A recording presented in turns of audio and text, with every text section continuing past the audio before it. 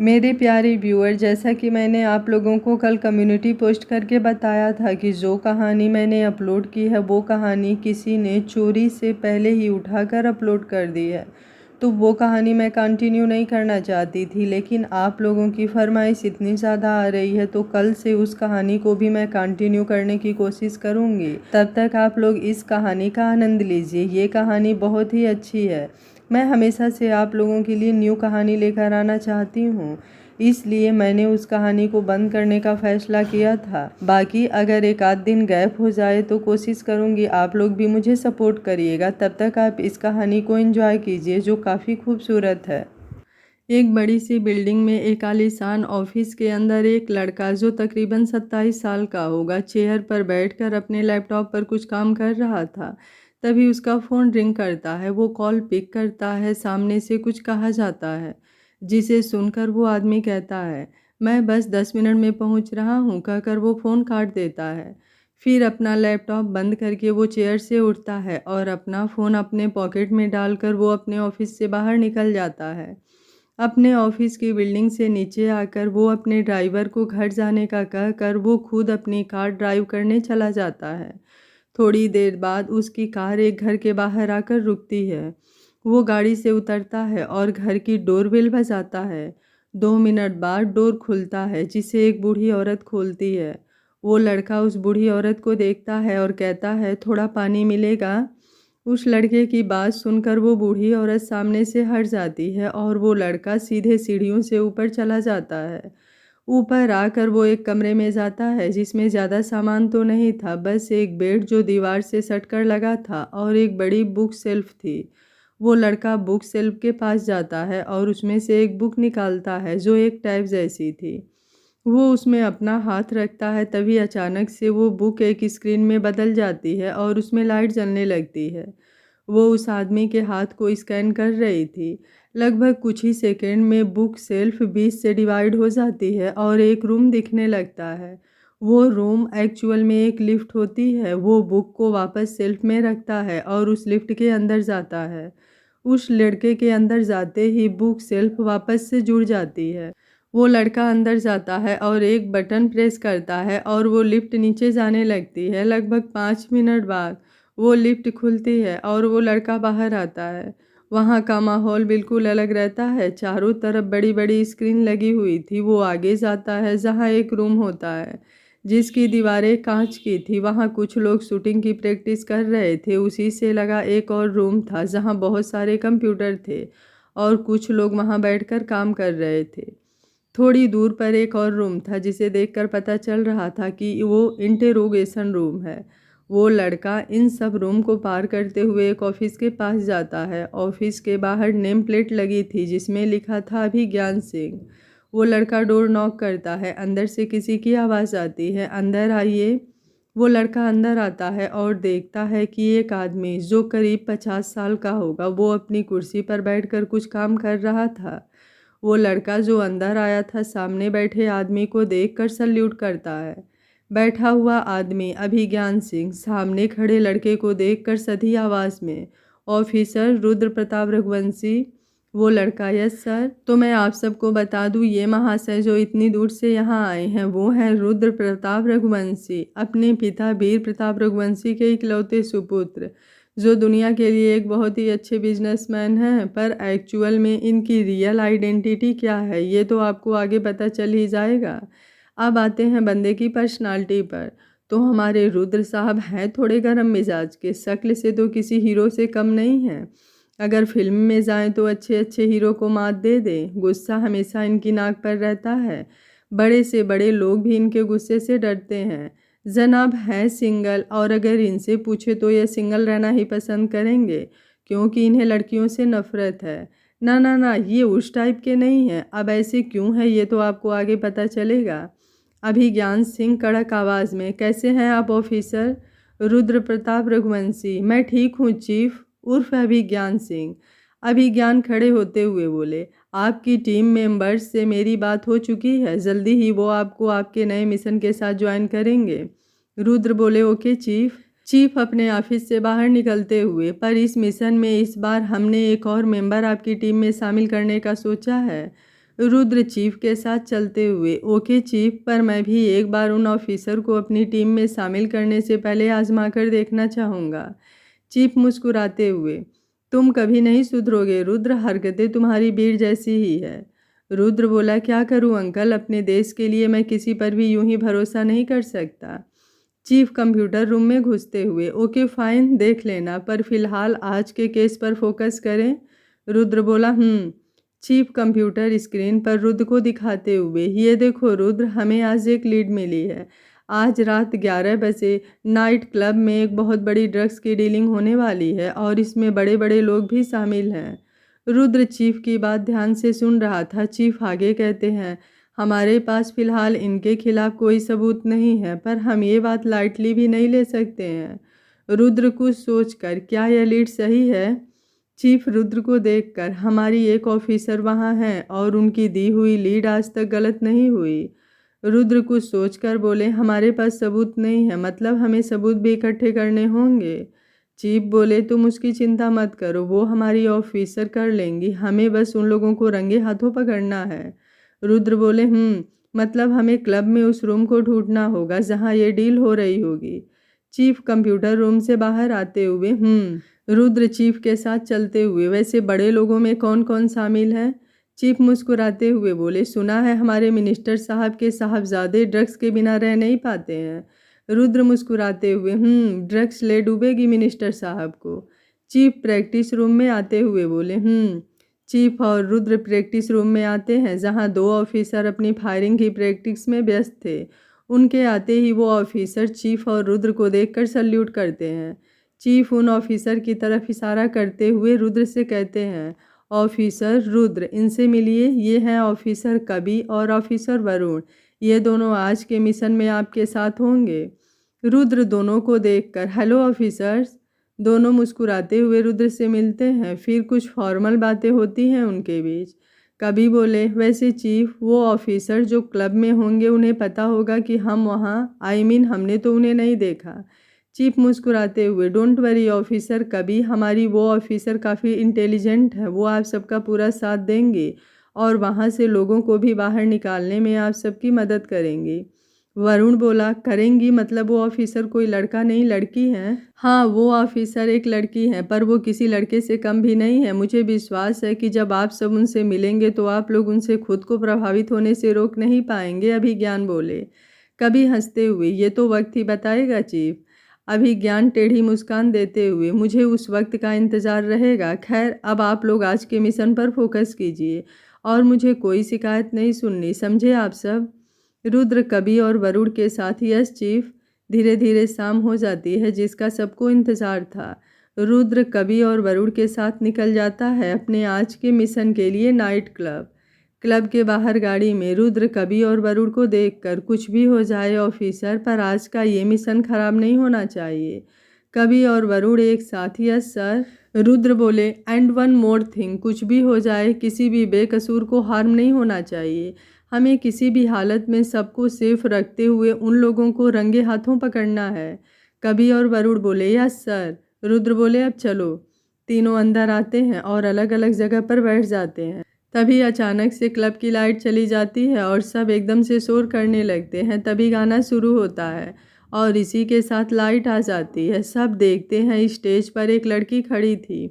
लड़की ने बार डांसर की तरह कपड़े पहने हुए थे और उसके चेहरा एक पतले से नेट से कपड़े से ढका हुआ था, जिससे उसकी केवल आंखें क्लियर दिख रही थी, जो गहरे काली सुरमे से भरी थी। सबके होठों पर बस एक ही नाम था, रूबी। बदला मिजाज मेरा फूकते ही ग्रास, ग्रास लगे हैं मोहे सबका इलाज। रुद्र जो वहाँ किसी को ढूंढ रहा था, उसकी नज़र अचानक एक जगह जाकर रुक जाती है। वो कवि और वरुण को वहाँ देखने का इशारा करते हैं। वो लोग वहाँ देखते हैं तो पाते हैं वहाँ एक लड़का बैठा था, जिसकी नज़र स्टेज पर डांस कर रही लड़की पर थी। उसे देखकर साफ लग रहा था कि वो ड्रग्स के नशे में है। तू भी खींच दो पैग मनाली का है ये स्टफ, तू भी खींच दो पैग मनाली का है ये स्टफ। लड़की डांस करते हुए उस लड़के के पास आती है। कभी लड़के को देखकर, सर ये तो जयेश पांडे है, हमें उसे पकड़ना चाहिए। रुद्र बोले, नो ऑफिसर कभी, अभी नहीं, अभी वो अकेला है, उसके साथी और वो जो डीलर जो ड्रग्स सप्लाई करता है अभी नहीं आया है, हमें सबको रंगे हाथों पकड़ना है, आप अभी बस उन पर नज़र रखिए। वो लड़का जयेश पांडे जो लड़की को देख रहा था, लड़की के पास आने पर उसके साथ डांस करने लगता है। रानी मेरे साथ माल फूक फूक ले, थामू तेरी कमर धुए के फिर घूट ले। रुद्र देखता है कुछ लोग क्लब में आते हैं और जयेश को इशारा करके एक रूम में चले जाते हैं। रुद्र कभी से, ऑफिसर वो लोग आ गए हैं, आप क्लब को खाली करवाइए। रुद्र भी उन लोगों के पीछे अंदर रूम में जाता है और एक कोने में छिप जाता है। वहीं वो लड़की जाने लगती है तो जयेश उसे पकड़कर अंदर रूम में अपने साथ ले जाता है। वो आदमी जयेश के साथ उस डांसर को देखकर, तू इस छमिया को यहाँ क्यों ले आया, अगर इसकी वजह से कोई गड़बड़ हो गई तो? जयेश हंसते हुए, ये रूबी है और ये हमारे साथ है, इसकी वजह से कुछ गड़बड़ नहीं होगी। वो आदमी रूबी को देखकर, वैसे ये छमिया है तो बड़ी कमाल की, मतलब बिल्कुल स्वर्ग से उतरी अप्सरा लग रही है। जयेश गुस्से से, चुपचाप जो काम करने आए हो वो करो। वो आदमी मुस्कुराते हुए जयेश को देखता है, फिर अपने बैग से ड्रग्स निकालता है। जयेश मुस्कुराते हुए एक पैकेट से ड्रग्स लेकर उसे अपनी नाक पर लगाता है और हंसने लगता है। जयेश हंसते हुए बोला, ये तो बहुत ही बढ़िया है। वो आदमी मुस्कुराते हुए, हाँ, एक बार यदि किसी ने इसे टेस्ट कर लिया तो इसकी लत से पागल भी हो सकता है। जयेश हंसते हुए, रुद्र जो अब तक रूम में छुपकर यह सब देख रहा था, वो कभी के इशारा करने पर कि क्लब पूरी तरह से खाली हो चुका है, अपनी जगह से बाहर निकलता है और जयेश के सिर पर अपनी गन रखकर उसे पकड़ लेता है। तब तक कभी और वरुण भी उस रूम में आ जाते हैं, पर इससे पहले कि कोई कुछ कर पाता, अचानक से बहुत सारे आदमी अंदर आते हैं और रुद्र, कभी और वरुण पर अपनी गन पॉइंट कर देते हैं। रुद्र कभी और वरुण से उनकी गन छीन ले जाए। वो आदमी जो जयेश के साथ ड्रग्स की डील कर रहा था, वो मुस्कुराते हुए उठता है और रुद्र के पास आकर, तुम्हें क्या लगा ऑफिसर कि तुम हमें पकड़ने आओगे और हम खुशी खुशी तुम्हें अपने आप को सौंप देंगे? रुद्र उस आदमी को घूरता है तो वो आदमी मुस्कुराते हुए, राखा इतना बेवकूफ़ ही नहीं है जितना तुमने उसे समझा था। अपने आदमियों से बोला, मार दो इन तीनों को, कहकर हंसते हुए जयेश के साथ बाहर जाने लगता है। थोड़ी देर बाद रूम में गोलियां चलने की आवाज़ आती है तो राका हंसते हुए, राम राम सत्य है, कहकर जयेश के साथ जाने लगता है। तभी रुद्र, कभी और वरुण राका और जयेश के पास आते हैं और उन्हें अरेस्ट कर लेते हैं। वहीं जयेश और राका, जो अब तक ये सोचकर हंस रहे थे कि तीनों ऑफिसर मर गए हैं, अब उन्हें जिंदा देखकर हैरान हो जाते हैं। राका हैरानी से, तुम लोग जिंदा कैसे बच गए? राका की बात सुनकर रुद्र, कभी और वरुण मुस्कुराने लगते हैं। उन्हें याद आता है जब थोड़ी देर पहले राका और जयेश अपने आदमियों को तीनों को मारने का बोल कर जाने लगे थे। राका और जयेश के जाने के बाद रूबी, जो अभी उस रूम में थी, वो रुद्र को देखने लगती है। रुद्र, जो वहाँ से निकलने के बारे में सोच रहा था, जब उसे किसी की नज़र अपने ऊपर महसूस होती है तो वो अपना सिर उठाकर रूबी को देखता है। दोनों की ही नज़रें आपस में मिलती है। तभी रूबी रुद्र को कुछ इशारा करती है। रूबी का इशारा समझकर पहले तो रुद्र चौंक जाता है, पर फिर हाँ में अपना सिर हिलाकर उसे इशारा कर देता है। रूबी जाकर वहाँ रखे सोफे पर बैठ जाती है और अपनी उंगली से 3 तक काउंट करती है। 1 2 3। रूबी के 3 काउंट करते ही रुद्र, कभी और वरुण को खींच कर नीचे झुक जाते हैं और रूबी पास पड़ी गन से राका के सारे आदमियों को शूट करने लगती है। थोड़ी ही देर में राका के सारे आदमी ज़मीन पर गिरे होते हैं। रुद्र, कभी और वरुण को जब गोली चलने की आवाज़ आनी बंद हो जाती है तो वो वापस से खड़े होते हैं। तब देखते हैं कि राका के सारे आदमी रूबी की गोलियों से मर चुके हैं और रूबी उस रूम से नदारद थी, शायद वो जा चुकी थी। उसके बाद रुद्र, कभी और वरुण रूम से बाहर आकर राका और जयेश को पकड़ लेते हैं। रुद्र कभी और वरुण से बोला, ऑफिसर आप दोनों को हेडक्वार्टर ले जाइए, अब वहीं इनकी पूछताछ होगी। कभी और वरुण एक साथ, यस सर। थोड़ी देर बाद कभी और वरुण राका और जयेश को अरेस्ट करके अपने साथ ले जाते हैं। वही रुद्र वापस से क्लब के अंदर आता है और सब जगह देखने लगता है। वो किसी को ढूंढ रहा था। अब रुद्र किसे ढूंढ रहा था ये तो आप सब समझ ही सकते हैं। थोड़ी देर बाद हेडक्वार्टर में राका और जयेश से पूछताछ की जा रही थी। रुद्र, कभी और वरुण अभी ज्ञान के साथ उसके कैबिन में थे। चीफ रुद्र को देखकर, वेल डन ऑफिसर, आपने अपना मिशन पूरा किया। रुद्र अभिज्ञान को देखकर, थैंक यू चीफ। अभिज्ञान बोले, वेल, आपने जो सबूत इकट्ठा किए हैं वो काफ़ी नहीं है ऑफिसर, हमें और सबूत की ज़रूरत है। रुद्र कुछ सोचकर बोला, डोंट वरी चीफ, आपको बाकी सबूत भी जल्दी ही मिल जाएंगे। तभी चीफ के कैबिन का डोर नॉक होता है। चीफ अंदर आने को बोलते हैं तो एक लड़की जिसने ब्लैक 3 पीस सूट पहना हुआ था और अपने चेहरे को एक ब्लैक मास्क से कवर किया था अंदर आती है और अभिज्ञान को देखकर उसे सल्यूट करती है। अभिज्ञान मुस्कुराते हुए उस लड़की को देखकर, आइए ऑफिसर, हमें आपका ही इंतज़ार था। फिर रुद्र की तरफ देखकर, ऑफिसर रुद्र, इनसे मिलिए, ये हैं। रुद्र बीच में ही उस लड़की की तरफ हाथ बढ़ाते हुए, ऑफिसर शिव्यांशिका ठाकुर, एक बेहतरीन शार्प शूटर, इंटेलिजेंस ऑफिसर और राका जैसे गुंडों को अपनी उंगलियों में नचाने वाली नाइट क्लब की डांसर रूबी, कहकर उस लड़की के बहुत करीब आ जाता है। रुद्र की बात सुनकर जहां कवि और वरुण थोड़ा हैरान थे, वहीं अभिज्ञान दोनों को साथ देखकर मुस्कुरा रहे थे। रुद्र और शिव्यांशिका दोनों एक दूसरे की आंखों में खो जाते हैं। तभी रुद्र अपने हाथों से शिव्यांशिका का मास्क अलग कर देता है। रुद्र देखता है गहरी भूरी आंखें जिनमें कोई भी खोना चाहे, सुर गुलाबी होठ, बेदाग चेहरा जिनमें एक सख्त फन था। रुद्र होश में आकर, हेलो ऑफिसर शिव्यांशिका ठाकुर। शिव्यांशिका बोली, हेलो सर। दोनों अभी एक दूसरे की खुमारी से पूरी तरह बाहर भी नहीं निकले थे कि दोनों के कानों में अभिज्ञान की आवाज़ आती है। अभिज्ञान मुस्कुराते हुए, I am impressed Rudra. Rudra बस मुस्कुरा देता है। तभी शिव्यांशिका एक चीप अभिज्ञान की तरफ बढ़ाते हुए, चीफ, इसमें कल के ड्रग डील की पूरी वीडियो है और बाकी सारे सबूत भी हैं, जिससे ये साबित होता है कि जयेश पांडे राका के साथ मिलकर हमारे देश के यूथ को बर्बाद करने की कोशिश कर रहा था। अभिज्ञान बोले, वेल डन ऑफिसर, अब मिनिस्टर साहब के साहबजादे को कोई नहीं बचा सकता। वेल, अब आप लोग जा सकते हैं। सब अभिज्ञान को सल्यूट करने चले जाते हैं। थोड़ी देर बाद रुद्र की गाड़ी एक आलीशान बंगले के बाहर आकर रुकती है, जिसके बाहर बड़े ही रॉयल तरीके से लिखा हुआ था, रघुवंशी विला। बाहर खड़े गार्ड ने रुद्र की गाड़ी देखकर जल्दी से विला का गेट खोला तो रुद्र की कार अंदर चली गई। रघुवंशी विला दिखने से जितना शानदार बाहर से था, उससे कहीं ज़्यादा शानदार अंदर से भी था। रुद्र अंदर आता है और बिना किसी की तरफ ध्यान दिए ऊपर अपने रूम में जाने लगता है। तभी रुद्र को एक आवाज़ आगे बढ़ने से रोक देती है। आदमी बोला, ये कोई समय है घर आने का रुद्र? ये आवाज़ वीर प्रताप रघुवंशी की थी, जो रुद्र के पिता थे। रुद्र बिना पीछे मुड़े हुए, अगर आपको मेरे यहाँ आने से इतनी ही प्रॉब्लम है तो बता दीजिए, कल से यहाँ नहीं आऊँगा, कहकर सीधे अपने रूम में चला जाता है। रुद्र की बात सुनकर वीर प्रताप बहुत गुस्से में आ जाते हैं और अपने सामने बैठी औरत को देखकर, सुधारो अपने लाडले को, ये कोई तरीका है अपने पिता से बात करने का? वो औरत बोली, शांत हो जाइए वीर, आप इतना गुस्सा क्यों कर रहे हैं? जानते तो हैं वो कितना गुस्से वाला है। वीर प्रताप बोले, पर मैंने कुछ गलत तो नहीं बोला? वो सीधे जवाब भी तो दे सकता था ना दिशा। दिशा जी बोले, उसने आज तक आपकी बात का कोई सीधा जवाब दिया है जो अब देगा? उस दिन के बाद से आप दोनों के बीच में एक अनकही सी दीवार आकर खड़ी हो चुकी है। ना आप उसको समझते हैं ना वो आपको समझना चाहता है। बस आप दोनों के बीच में मैं पिसने लगती हूँ।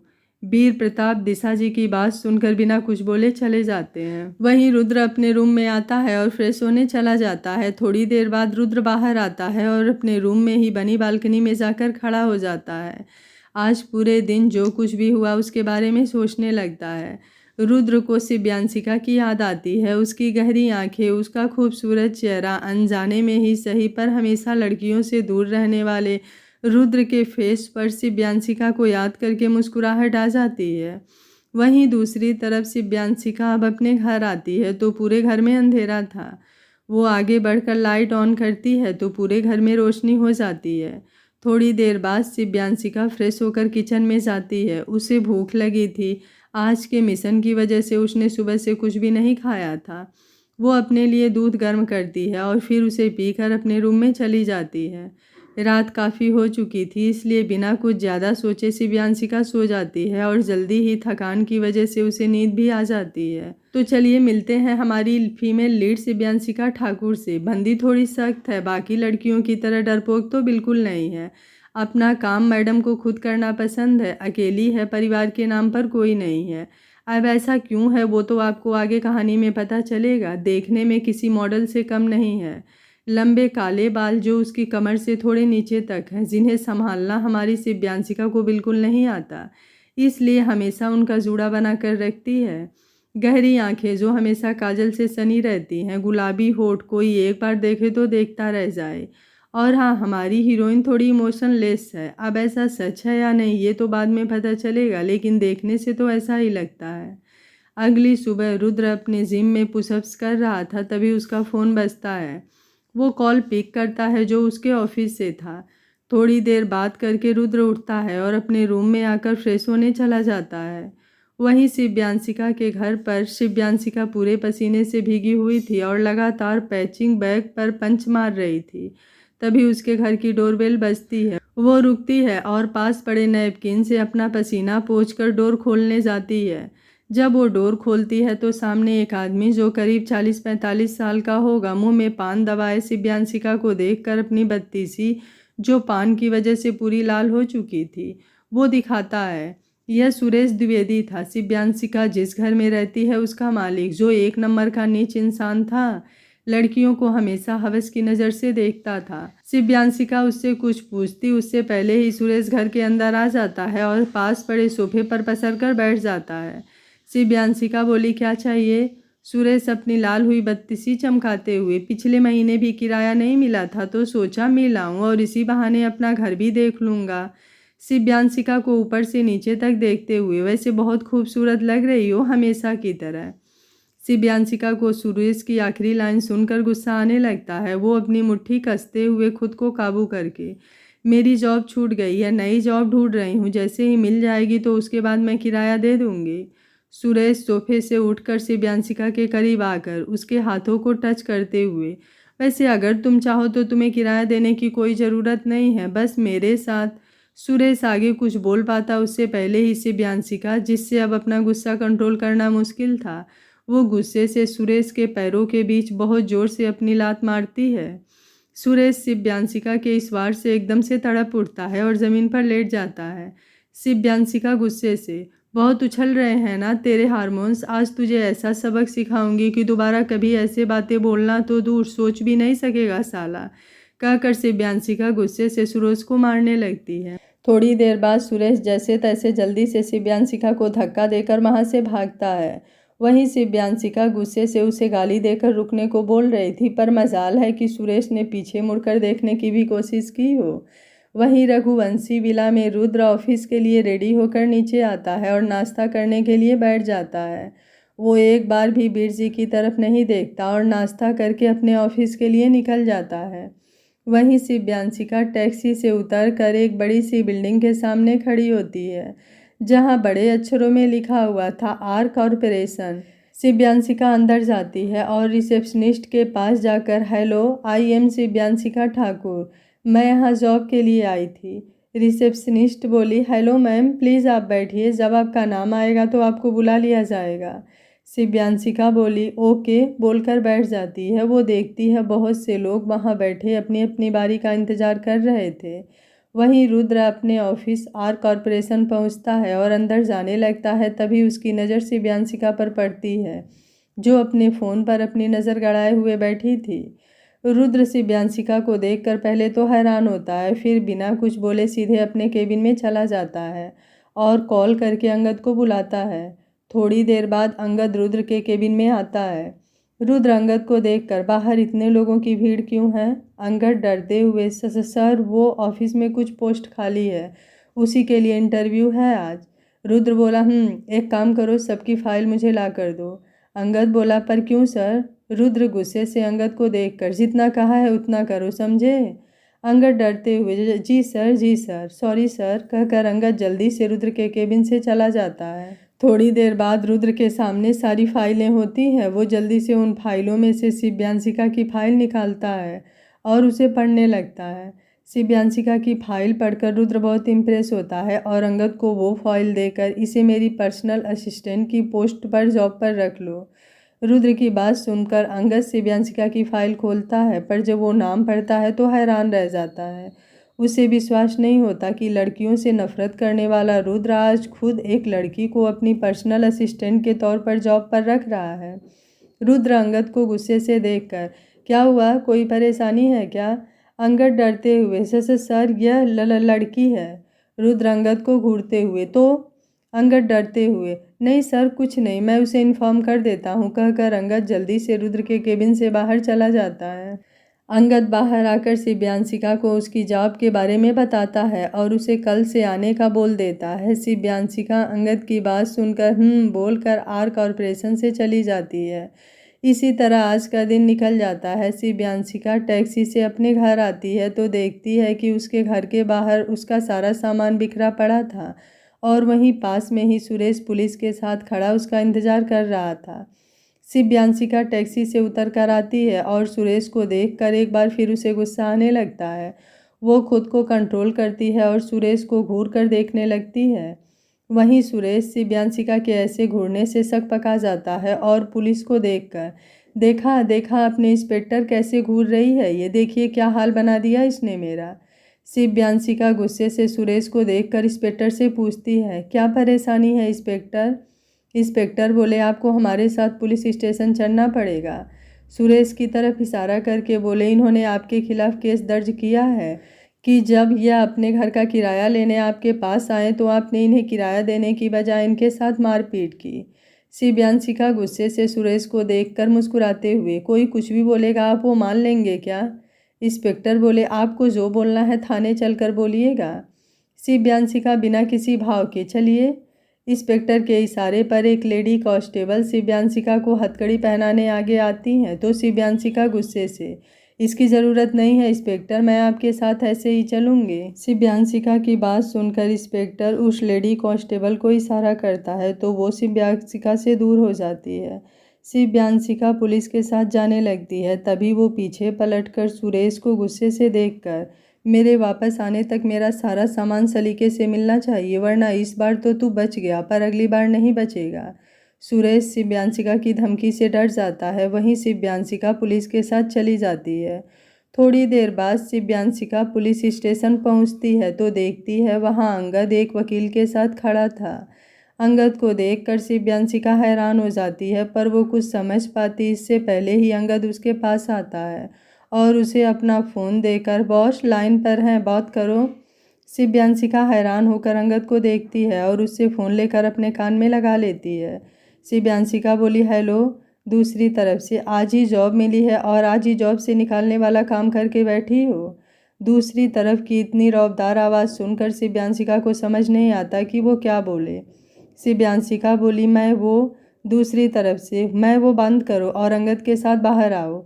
शिव्यांशिका बोली, बोलकर अंगद को फ़ोन दे देती है। अंगद फ़ोन कट करके शिव्यांशिका से, डोंट वरी, यहाँ की सारी फॉर्मेलिटी एडवोकेट साहब संभाल लेंगे, आप चलिए। थोड़ी देर बाद शिव्यांशिका अंगद के साथ पुलिस स्टेशन के बाहर खड़ी एक कार के पास आती है। अंगद शिव्यांशिका को कार में बैठने को बोलकर खुद जाकर ड्राइवर की बगल वाली सीट पर बैठ जाता है। शिव्यांशिका पहले उस आलीशान कार को एक नज़र देखती है, फिर डोर खोलकर पीछे बैठ जाती है। शिव्यांशिका कार में बैठती है तो कार चलने लगती है। शिव्यांशिका जब अपने बाजू में बैठे शख्स को देखती है तो हैरान रह जाती है। वो रुद्र था जो शिव्यांशिका के बाजू में बैठा था और उसी ने शिव्यांशिका को जेल जाने से बचाया था। शिव्यांशिका हैरान होकर, आप? रुद्र बोला, क्यों, किसी और को एक्सपेक्ट किया था? शिव्यांशिका बोली, नहीं। शिव्यांशिका की बात सुनकर रुद्र कुछ नहीं बोलता और चुप रहता है। ऐसे ही थोड़ी देर कार में शांति रहती है। तभी एक बार फिर रुद्र की आवाज़ आती है, वैसे देखा मैंने, तुमने बहुत बुरी हालत की है उस मकान मालिक की। शिव्यांशिका गुस्से से सुरेश को याद करके, बच गया इस बार, पर अगली बार नहीं बचेगा, दोबारा किसी लड़की को आंख उठाकर भी नहीं देखेगा। रुद्र शिव्यांशिका की बात सुनकर मुस्कुरा देता है। जल्दी ही उनकी कार एक विला के पास आकर रुकती है। दोनों कार से बाहर आते हैं। शिव्यांशिका देखती है विला बहुत ही शानदार था। रुद्र शिव्यांशिका को अपने पीछे आने का इशारा करता है और विला के अंदर आता है। शिव्यांशिका रुद्र के पीछे पीछे विला के अंदर आती है। वो चारों ओर अपनी नज़रें घुमाकर विला की खूबसूरती को निहारती है। रुद्र शिव्यांशिका को एक रूम में लेकर आता है। ये तुम्हारा रूम है, तुम यहाँ रह सकती हो, एंड डोंट वरी, सामने वाले विला में मैं रहूँगा, तो अगर तुम्हें किसी भी चीज़ की ज़रूरत हो तो बोल सकती हो। शिव्यांशिका रुद्र को देखकर, पर मैं यहाँ क्यों रहूँ और ये विला है किसका? रुद्र शिव्यांशिका को देखकर बोला, तुम्हारे पास कोई ऑप्शन भी नहीं है यहाँ रहने के अलावा, और रही बात विला किसका है तो डोंट वरी, ये विला मेरा ही है। शिव्यांशिका बोली, पर मैं यहाँ ऐसे नहीं रह सकती, मतलब मैं यहाँ रहने का किराया दूंगी। शिव्यांशिका की ये बात रुद्र को बहुत अच्छी लगती है। वो बिना किसी बहस के हाँ बोल देता है और जाने लगता है। रुद्र जाते हुए रुकता है और शिव्यांशिका की तरफ देखकर, वैसे अगर तुम चाहती तो अपनी पहचान बताकर पुलिस के साथ जाने से बच सकती थी। रुद्र की बात सुनकर शिव्यांशिका मुस्कुराती है और फिर कहती है, हमने अपने देश की रक्षा के लिए वो जॉब चुनी है, पर इसका ये मतलब बिल्कुल नहीं है कि हम अपनी उस पहचान का प्रयोग अपने फ़ायदे के लिए करें। शिव्यांशिका की बात सुनकर रुद्र काफ़ी इम्प्रेस होता है और जाने लगता है। तभी उसके कान में शिव्यांशिका की आवाज़ आती है। शिव्यांशिका बोली, वैसे आप चाहते तो आप भी अपने पहचान से हमें आसानी से छुड़ा सकते थे, फिर एडवोकेट बुलाने की क्या ज़रूरत थी। रुद्र मुस्कुरा देता है। वो जानता था शिव्यांशिका उससे ये सवाल जरूर पूछेगी।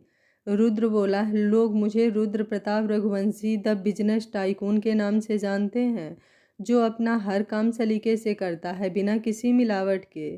फिर थोड़ा रुक कर बोला, आई होप आपको आपके सवालों का जवाब मिल गया होगा मिस शिव्यांशिका ठाकुर। एक घर जो चारों तरफ से आग की लपटों से घिरा हुआ था और अंदर लोगों के चिल्लाने की आवाज़ें आ रही थी। वहीं बाहर एक 8 साल का लड़का उस घर को जलते हुए देख रहा था। उस लड़के की आंखों से आंसू बह रहे थे। वो उस घर की तरफ बढ़ने की कोशिश करता है, पर तभी एक आदमी उसे अपनी तरफ खींचकर उस जलते हुए घर से दूर कर देता है। वो लड़का उस आदमी से खुद को छुड़ाने की कोशिश करता है और मामा चिल्लाते हुए अंदर जाने की कोशिश करता है, पर वो आदमी उसे नहीं छोड़ता और वो लड़का अपनी माँ को आवाज़ लगाते हुए वहीं बेहोश हो जाता है। इसी के साथ रुद्र जोर से माँ चिल्लाते हुए उठ बैठता है। वो पूरी तरह से पसीने से भीगा हुआ था। उसकी सांसें बहुत तेज तेज चल रही थी। वो चारों तरफ नज़रें घुमाकर देखता है तो वो इस समय अपने रूम में था और सुबह हो चुकी थी। रुद्र अपने बेड से उठता है और रूम में ही बनी बालकनी में चले जाता है तो एकाएक उसकी नज़र सामने के विला पर पड़ती है, जहाँ शिव्यांशिका अपने रूम की बालकनी में पंचिंग बैग पर पंच मार रही थी। रुद्र देखता है शिव्यांशिका ने इस वक्त एक क्रॉप टॉप और शॉर्ट्स पहना हुआ था और पंच करने की वजह से वो पूरे पसीने से भीगी हुई थी। इस वक्त कोई भी शिव्यांशिका को देखता तो उसके प्यार में पड़ जाता। रुद्र का भी कुछ यही हाल था। वो खुद की नज़रों को शिव्यांशिका के ऊपर से अलग नहीं कर पा रहा था। रुद्र अपना सिर झटकता है और जल्दी से अपने रूम में आकर वॉशरूम में चला जाता है। वहीं शिव्यांशिका थोड़ी देर बाद फ्रेश होकर किचन में जाती है तो देखती है वहाँ खाना बनाने के लिए हर एक चीज़ की व्यवस्था थी। ये सब देखकर पहले तो शिव्यांशिका शॉक्ड होती है, फिर खुद को नॉर्मल कर जल्दी से ब्रेड का सैंडविच बनाने लगती है। थोड़ी देर बाद रुद्र ऑफिस के लिए तैयार होकर नीचे आता है और ब्रेकफास्ट करने लगता है। दिशा जी रुद्र को देखकर, रुद्र तुम्हारे सामने वाले विला में कोई आया है क्या? रुद्र बिना किसी भाव के, हाँ मेरी पर्सनल असिस्टेंट है, कुछ इशू की वजह से वो अब से वहीं हमारे सामने वाले विला में ही रहेंगे। वीर प्रताप, वो वहाँ अकेली रहेगी तो उसे यहाँ ब्रेकफास्ट के लिए बुला लो। रुद्र अपनी जगह से उठते हुए, मैं आपकी तरह अपनी पर्सनल और प्रोफेशनल लाइफ को मिक्स नहीं करता मिस्टर रघुवंशी, कहकर बिना कुछ सुने अपने ऑफिस के लिए निकल जाता है। वीर प्रताप दिशा जी को देखकर, देख रही हो दिशा ऐसे बात करता है ये, और मैंने क्या गलत बोला? बस यही कि उस बच्ची को खाने के लिए यहाँ बुला लिया करे। दिशा जी बोली, शांत हो जाइए वीर, आप जानते तो हैं उसे नहीं पसंद कोई उसके किसी भी मैटर पर बोले। वीर प्रताप गुस्से से उठते हुए, सब मुझे ही मेरी गलती गिनाते हैं, कहकर वो नाश्ता छोड़कर चले जाते हैं। वहीं जब रुद्र की कार अपने विला से बाहर निकलती है तो रुद्र देखता है कि शिव्यांशिका बाहर कैब का वेट कर रही थी। तो रुद्र ड्राइवर को कार रोकने को कहता है और अपनी साइड का मिरर नीचे करता है। रुद्र शिव्यांशिका को देखकर, आओ बैठो। शिव्यांशिका रुद्र को देखकर, नो इट्स ओके, मेरी कैब बस आ ही रही होगी। रुद्र शिव्यांशिका को देखकर बोला, मुझे बिल्कुल पसंद नहीं कि मेरी एम्प्लॉई ऑफिस लेट आए। रुद्र की बात सुनकर शिव्यांशिका को उस पर बहुत गुस्सा आता है, पर वो खुद को कंट्रोल करके गाड़ी में जाकर बैठ जाती है। थोड़ी देर बाद दोनों ऑफिस पहुंच जाते हैं और अपने अपने काम में लग जाते हैं। इसी तरह आज का दिन निकल जाता है और जल्दी ही शाम हो जाती है। रुद्र शिव्यांशिका को अपने साथ ही घर ले आता है और उसे उसके विला में ड्रॉप करके खुद सामने वाले रघुवंशी मिला में चले जाता है। रुद्र अपने रूम में होता है, तभी उसे अंगद का फ़ोन आता है जो उसे कल की मीटिंग के बारे में बताता है। रुद्र ओके कहकर कॉल कट करता है। तभी उसे याद आता है कि कल की मीटिंग की फ़ाइल तो शिव्यांशिका के पास है। वहीं दूसरी तरफ शिव्यांशिका अपने रूम में आती है और फ्रेश होकर एक ढीला सा टॉप और नीचे शॉर्ट्स पहनकर नीचे किचन में आ जाती है। शिव्यांशिका को बहुत भूख लगी थी। वो अपने लिए दूध गर्म करती है और उसे लेकर डाइनिंग टेबल पर बैठ जाती है। तभी डोरबेल बजती है। शिव्यांशिका उठकर डोर खोलती है तो देखती है सामने रुद्र खड़ा था। शिव्यांशिका रुद्र को देखकर आप। रुद्र शिव्यांशिका को देखता है तो देखते ही रह जाता है। शिव्यांशिका के बाल खुले हुए थे। इस वक्त खुले बालों में वो बहुत खूबसूरत लग रही थी। शिव्यांशिका की आवाज़ से वो होश में आता है। रुद्र शिव्यांशिका को देखकर, हाँ हाँ, वो एक्चुअली कल की मीटिंग की फ़ाइल तुम्हारे पास है, मुझे वो चाहिए थी। शिव्यांशिका बोली, ओके आप बैठिए, मैं लाती हूँ फ़ाइल, कहकर शिव्यांशिका ऊपर अपने रूम में फ़ाइल लेने चली जाती है। वहीं रुद्र सोफे पर बैठकर इधर उधर देखने लगता है। तभी उसकी नज़र डाइनिंग टेबल पर रखे दूध के गिलास पर जाती है। शिव्यांशिका फ़ाइल लेकर नीचे आती है तो रुद्र उससे फ़ाइल लेता है और शिव्यांशिका को देखकर, तुमने डिनर कर लिया? शिव्यांशिका रुद्र को देखकर, नहीं वो बस। रुद्र बीच में ही दूध की तरफ इशारा करके, तुम डिनर में दूध पीने वाली थी? शिव्यांशिका अपनी नज़रें नीचे करके, वो एक्चुअली मुझे कुकिंग नहीं आती है तो इसलिए। रुद्र शिव्यांशिका की बात सुनकर उसे देखता है जो इस समय किसी मासूम बच्चे की तरह लग रही थी। वो मुस्कुराते हुए अपने हाथ में पकड़ी फाइल पास के टेबल पर रखकर किचन की तरफ चला जाता है। वहीं शिव्यांशिका वैसे ही अपना सर नीचे करके खड़ी होती है, पर जब उसे रुद्र की कोई आवाज़ नहीं आती तो वो अपना सर उठाकर देखती है तो रुद्र वहाँ से गायब होता है। तभी उसे किचन से आवाज़ आती है और वो किचन की तरफ चली जाती है।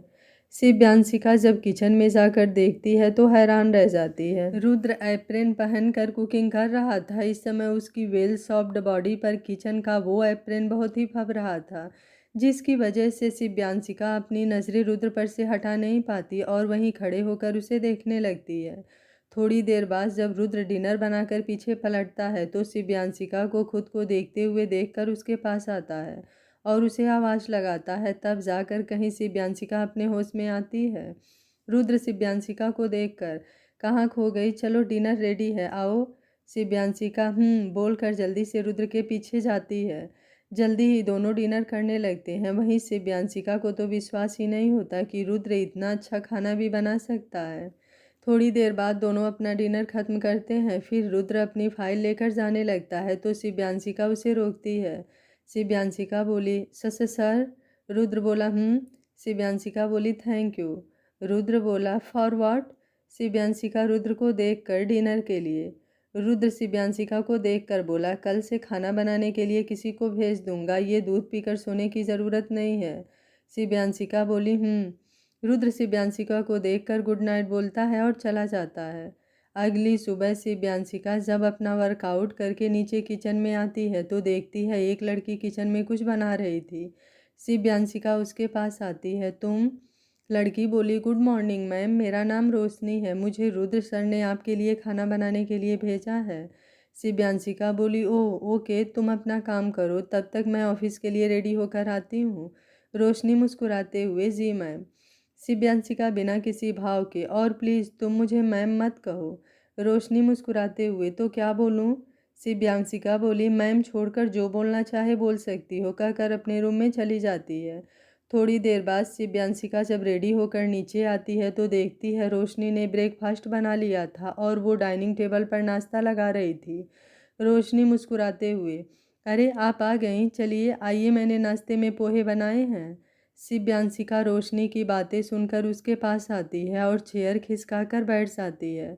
रोशनी मुस्कुराते हुए प्लेट में पोहे डालकर, लीजिए दीदी, खाकर बताइए कैसा बना है। रोशनी के मुंह से दीदी सुनकर शिव्यांशिका उसे देखने लगती है तो रोशनी पूछती है, क्या हुआ दीदी, आप मुझे ऐसे क्यों देख रही हैं? शिव्यांशिका बोली, कुछ नहीं। रोशनी मुस्कुराते हुए बोले, अरे अभी आपने ही तो कहा था कि मैं आपको मैम ना बोलूं, इसलिए दीदी कहा, कहीं आपको बुरा तो नहीं लगा ना?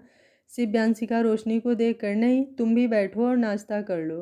रोशनी बोली, अरे नहीं दीदी। शिव्यांशिका बोली, दीदी भी कह रही हो और बात को भी काट रही हो। रोशनी शिव्यांशिका की बात सुनकर मुस्कुरा देती है और उसके साथ बैठकर नाश्ता करने लगती है। शिव्यांशिका बोली, वैसे तुम क्या कर रही हो अभी, मतलब तुम्हारी स्टडी? रोशनी मुस्कुराते हुए, कुछ नहीं दीदी, मैं 12वीं तक पढ़ी हूँ। शिव्यांशिका बोली, घर में कौन कौन है? रोशनी मुस्कुराते हुए, मैं और माँ हैं, पिताजी बचपन में ही चले गए थे। शिव्यांशिका बोली, फिर घर कैसे चलता है? रोशनी मुस्कुराते हुए, पहले माँ कपड़ों में सिलाई करके घर चलाती थी, पर अभी कुछ दिनों से माँ बीमार रहने लगी हैं, तो मैं घर घर जाकर खाने बनाती हूँ, उसी से हमारा घर चलता है। शिव्यांशिका बोलकर वापस अपना नाश्ता करने लगती है। थोड़ी देर बाद शिव्यांशिका अपना नाश्ता खत्म करके जाने लगती है, फिर पीछे पलटकर, पोहे बहुत अच्छे बने थे रोशनी। रोशनी खुश होते हुए, थैंक यू दीदी। शिव्यांशिका पलटकर चली जाती है। वहीं रोशनी मुस्कुराते हुए शिव्यांशिका को जाते हुए देखकर, जैसी आप दिखती हैं वैसी हैं नहीं। थोड़ी देर बाद ऑफिस में शिव्यांशिका अपने काम में लगी रहती है, वहीं रुद्र भी अपने मीटिंग में बिजी होता है। अगले कुछ दिन ऐसे ही निकल जाते हैं। इन दोनों शिव्यांशिका और रुद्र के बीच ज़्यादा बातें नहीं हुई थी। दोनों को ही एक दूसरे के प्रति एक खिंचाव सा महसूस होता था, पर दोनों ही इस बात पर ज़्यादा ध्यान नहीं देते थे, बस प्रोफेशनली एक दूसरे के साथ बिहेव करते थे। वहीं शिव्यांशिका रोशनी के साथ काफ़ी कंफर्टेबल हो गई थी। शिव्यांशिका ने रोशनी का कॉलेज में एडमिशन करा दिया था ताकि वो अपनी अधूरी पढ़ाई पूरी कर सके। रोशनी भी अपनी पढ़ाई के साथ साथ शिव्यांशिका के खाने पीने का ध्यान रखती थी। अब वो केवल शिव्यांशिका के यहाँ ही खाना बनाती थी, बाकी जगह खाना बनाने का काम शिव्यांशिका के कहने पर रोशनी ने छोड़ दिया था। आज ऑफिस में एक बहुत इम्पॉर्टेंट मीटिंग थी, जिसकी वजह से शिव्यांशिका और रुद्र दोनों ही अपने अपने कामों में बिजी थे। तभी रुद्र का फ़ोन रिंग करता है। रुद्र फ़ोन की स्क्रीन पर नंबर देखता है और झट से कॉल रिसीव कर लेता है। रुद्र फ़ोन पर, हाँ क्या पता चला? दूसरी तरफ से कुछ बोला जाता है, जिसे सुनकर रुद्र कहता है, ठीक है तुम पता करते रहो और जल्द से जल्द मुझे उसके मिलने की खबर चाहिए। दूसरी तरफ से कुछ बोला जाता है, जिसे सुनकर रुद्र फ़ोन कट कर देता है और खुद से कहता है, तुम कहाँ हो शिवी, जहाँ भी हो प्लीज़ वापस आ जाओ अपनी रूडी के पास। ये सब कहते समय रुद्र की आंखों में नमी उतर जाती है। वो अपना सिर झटक कर वापस अपने काम में लग जाता है।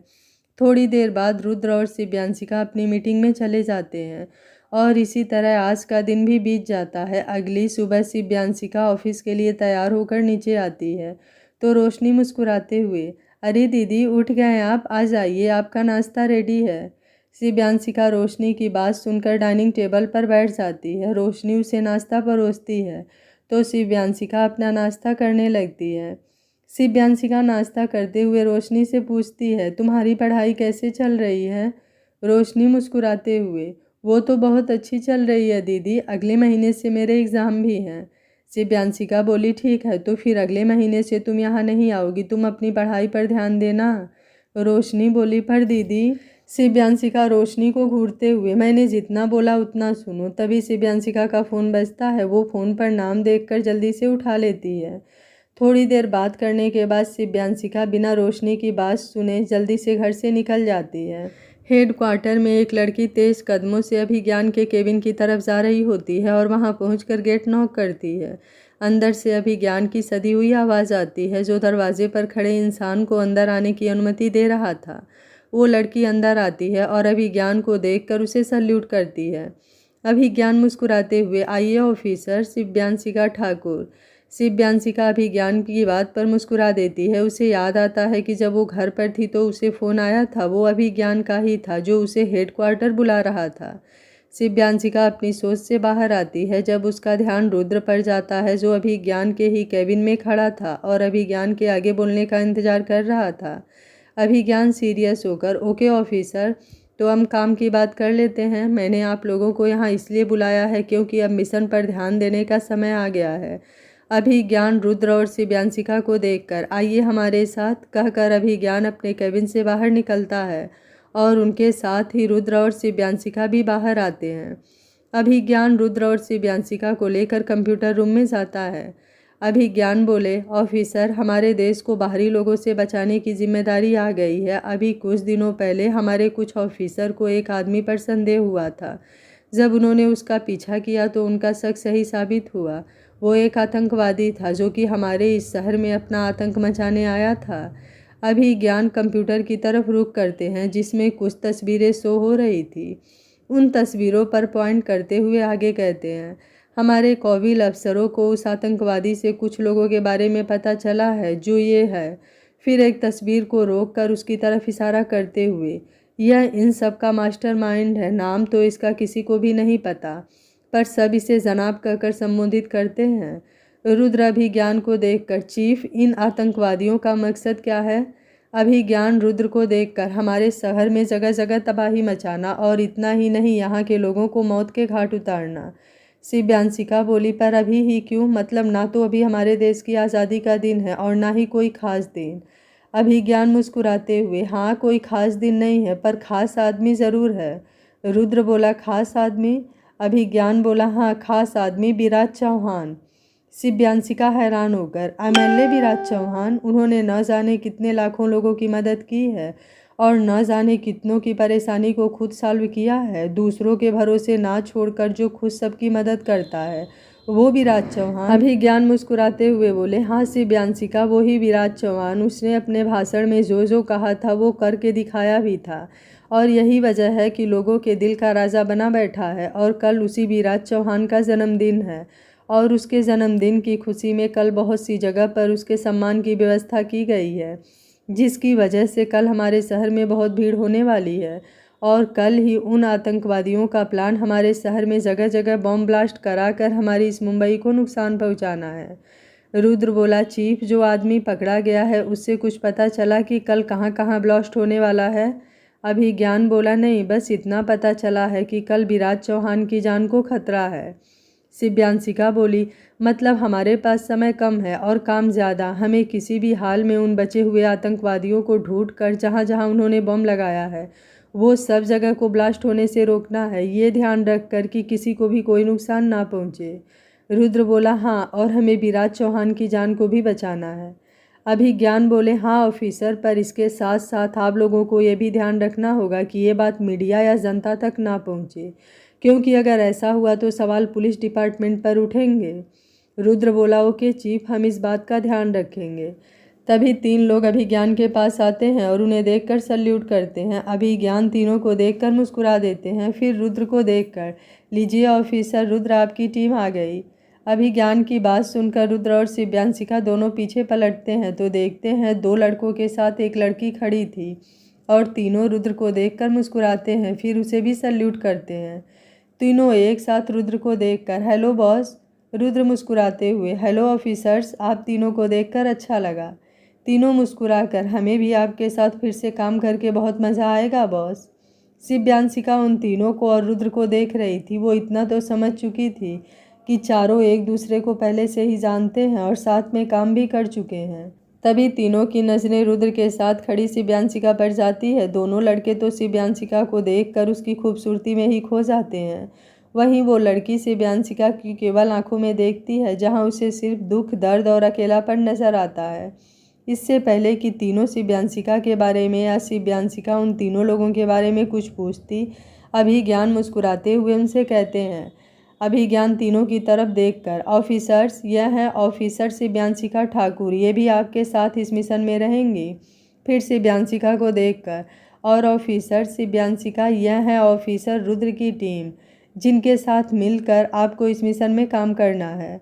अभिज्ञान एक लड़के की तरफ इशारा करके, ये है officer Jack, best computer hacker और साथ ही इन्हें बंदूकों की भी बहुत पहचान है। अभिज्ञान की बात सुनकर जैक और शिव्यांशिका एक दूसरे से हाथ मिलाते हैं।